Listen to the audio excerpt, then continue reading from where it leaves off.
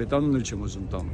Այդ որ դու սկզբից ասեցիր 23 թվականի սեպտեմբերի, երբ որ ժողովուրդը դուրս եկավ, մեր քույրերին, եղբայրներին հոգատարության վերաբերում եք, ժողովուրդ հոգատարության վերաբերվեց։ Դուք էլ այդ պահին թե թատրոն խաղացիք, թե ձեր ազգային զգացմունքները այդ պահին գուցե իսկապես անկեղծ էր ցավի հանդեպ կամ հայի հանդեպ քո եղբայր քույր, սա գուցե նույնիսկ ինչ որտեղ անկեղծ էր։ Այդ մի տարուց հետո այդ քույրը, եղբայրը վերջացավ։ Մարդիկ ամեն օր հաց են ուտում։ Այն երեխաներին, այսօր